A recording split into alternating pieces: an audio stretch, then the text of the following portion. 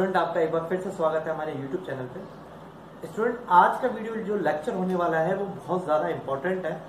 Actually में आज हम क्या डिस्कस करने वाले हैं कि न्यूटन का जो ग्रेविटेशन लॉ है, जो न्यूटन ने जो ग्रेविटेशन लॉ दिया है, उसका एक तरह से हम कह सकते हैं कि उसके बारे में जो हमने पढ़ा था कि किस तरीके से न्यूटन ने वो ग्रेविटेशन लॉ दिया कि वो जो एप्पल है वो किस तरीके से नीचे की तरफ गिरता है, और उसी के जो आधार पे क्या किया न्यूटन ने ग्रेविटेशन लॉ को प्रोवाइड कराया, हमें दिया है। ठीक है ना। आपके सामने क्वेश्चन दिखाई दे रहा होगा आपको, why do we not see the earth rising towards the Apple.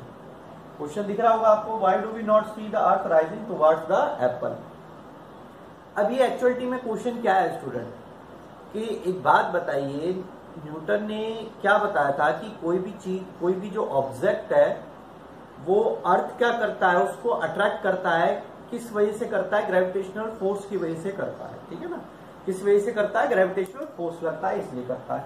अर्थ पे ग्रेविटेशनल फोर्स कितना होता है? 9.8 मीटर पर सेकेंड स्क्वायर। ये होता है ना, अर्थ पे ग्रेविटेशनल फोर्स कितना होता है? दैट इज 9.8 मीटर पर सेकेंड स्क्वायर। यही तो होता है ग्रेविटेशनल फोर्स। अब इसका मतलब ये होता है कि अर्थ जो है वो किसी दूसरे ऑब्जेक्ट को इतने फोर्स से क्या कर रही है? अट्रैक्ट कर रही है। यही तो मतलब हुआ इसका। लेकिन जब हम न्यूटन्स का ग्रेविटेशनल लॉ पढ़ते हैं तब हमें ये बताया जाता है कि जो ऑब्जेक्ट है वो ऊपर से नीचे गिरेगा अर्थ के ग्रेविटेशनल फोर्स की वजह से। न्यूटन का जब हम थर्ड लॉ पढ़ते हैं, आपको याद होगा न्यूटन का थर्ड लॉ, मैं बात कर रहा हूं स्टूडेंट किसकी? Newton third law of motion. Third law of motion की बात कर रहा हूं स्टूडेंट में। यहां पे देखिए, थर्ड लॉ ऑफ मोशन में क्या बताया था? That is action and reaction. Action और रिएक्शन के बारे में बताया था ना। Action, every object has action and always equal and opposite क्या होता है? रिएक्शन होता है। तो एक्शन और रिएक्शन के बारे में बताता है Newton third law of motion. अब अगर हम, ये भी लॉ किसने दिया था? न्यूटन ने दिया था। तो जब क्या होता है कि एक आदमी जब कोई नियम को देता है, कोई लॉ को देता है, तो उसको सेटिस्फाई करना भी तो इंपॉर्टेंट होता है ना, कि वो सेटिस्फाई हो भी रहा है कि नहीं हो रहा। अब क्या करते हैं हम? इस लॉ को, एक्शन और रिएक्शन को ग्रेविटेशन पे क्या करते हैं? इंप्लीमेंट करने की कोशिश करते हैं। चेक करते हैं कि जो ग्रेविटेशन का जो लॉ है, अब देखिए जब वो ग्रेविटेशन का जो लॉ है वो इस Newton third law of motion को सेटिस्फाई करता है या नहीं करता है, ये हमें चेक करना है। तो मुझे एक बात बताइए, जब एप्पल ऊपर से नीचे गिरा था तो ये तो सपोज ये क्या हो गया? एक्शन हो गया ना भाई। एप्पल ऊपर से नीचे गिर रहा है, दैट इज एक्शन। तो बेसिकली रिएक्शन क्या होगा कि जो अर्थ है, अर्थ पे टकराने के बाद वो वापस आएगा, दैट इज कॉल्ड रिएक्शन। यही तो होना चाहिए ना भाई। एप्पल ऊपर से नीचे गिरता है, गिरने के बाद वो इस तरह से रिएक्ट करना चाहिए, वापस आना चाहिए, दैट इज कॉल्ड रिएक्शन। तो क्या ऐसा हुआ था? क्या ऐसा होता है? इसी क्वेश्चन का हम आपको क्या देने वाले हैं? आंसर देने वाले हैं। तो यही हमारे पास क्वेश्चन है, why do we not see the earth rising towards the apple, कि हमें वो जो एप्पल है वो उठता हुआ दिखाई क्यों नहीं दिया या क्यों नहीं देता है, उसका आंसर हम देने वाले हैं। ठीक है स्टूडेंट, तो कर देता हूं इसे।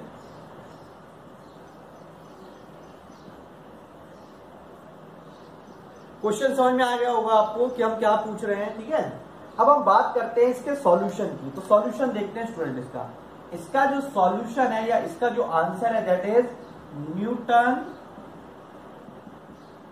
सेकेंड लॉ ऑफ मोशन में है।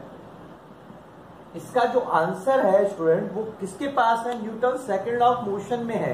क्या है Newton second law of motion? क्या कहता है? That is F is equal to ma। Newton second law of motion क्या होता है? F is equal to ma होता है ना। अब कई बच्चे ये सोच रहे होंगे कि सर हम ग्रेविटेशन पढ़ रहे हैं, कभी थर्ड लॉ ऑफ मोशन के बारे में आप बता रहे हैं, कभी सेकेंड लॉ ऑफ मोशन के बारे में बता रहे हैं, कुछ समझ में नहीं आ रहा। तो देखो, ऐसा कुछ भी नहीं है। इन सारी चीजों को क्या करना है? आपको कंबाइन करना है, जोड़ना है, तब जाके रिजल्ट मिलेगा। आपको समझना है इस चीज को। देखिए करना क्या है, Newton second law of motion क्या बताता है? F is equal to ma बताता है। और अगर यहां से हम ऐसा रिलेशन निकालते हैं, देखिए ऐसा रिलेशन क्या होगा, that is F upon n। Acceleration का ये फॉर्मूला निकलता है ना, acceleration is equal to force upon मास।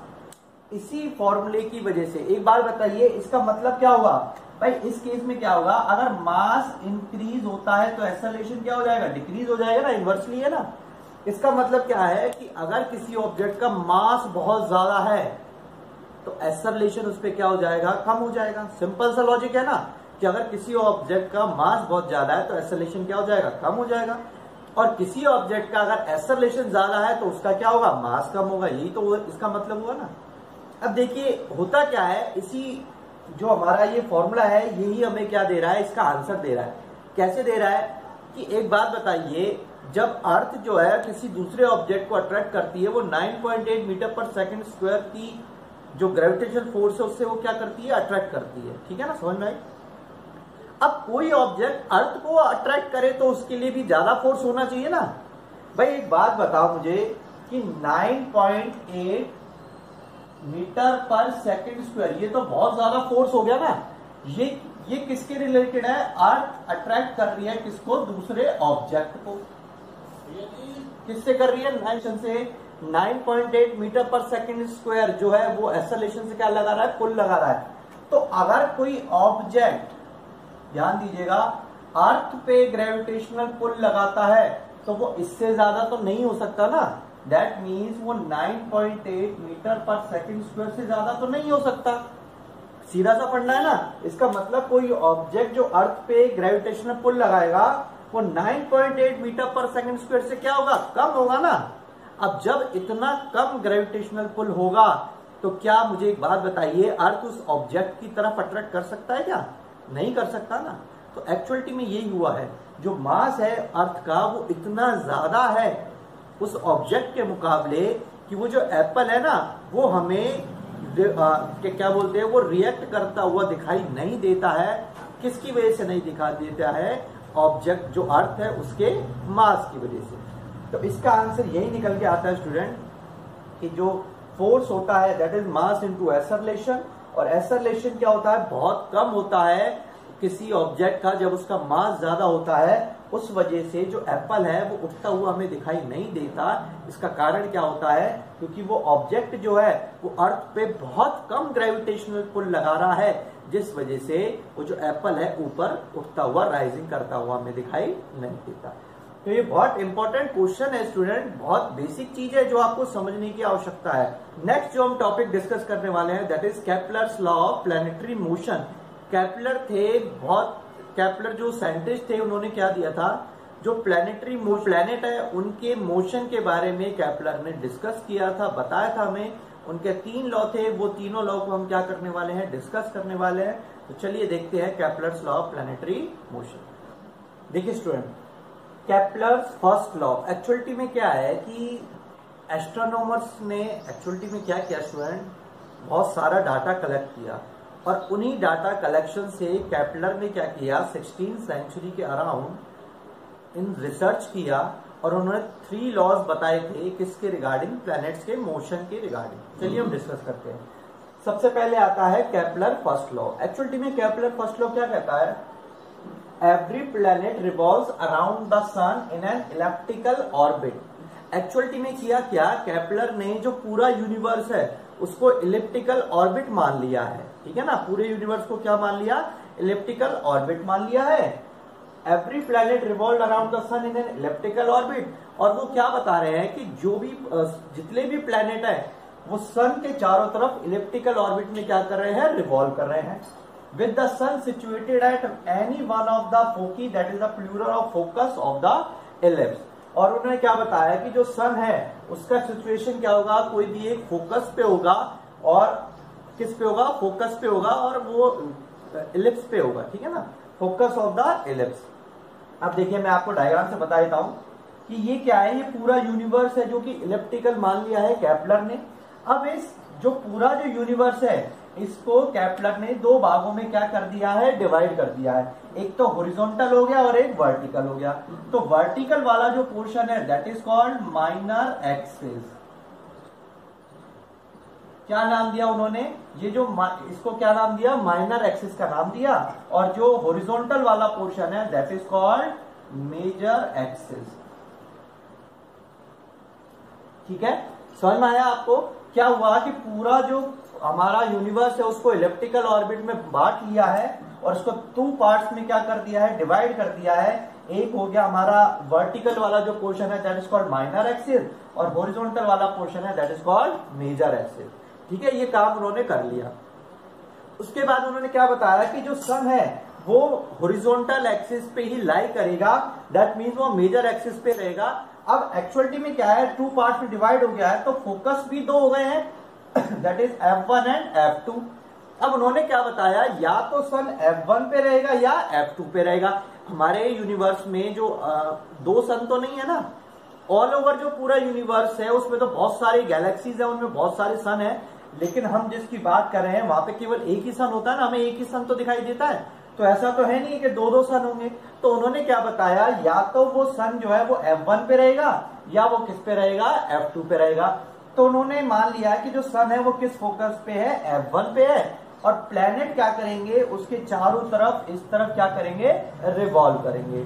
तो ये हमें किसने बताया था, केपलर ने बताया था। फर्स्ट लॉ में उन्होंने इसी चीज को समझाया है कि एक्चुअलिटी में जो प्लैनेट है वो क्या करेंगे, सन के चारों तरफ रिवॉल्व करेंगे इलिप्टिकली, इलिप्स के रूप में। ठीक है, इलिप्टिकली वो क्या करेंगे, रिवॉल्व करेंगे। तो ये बताया था केपलर ने फर्स्ट लॉ में।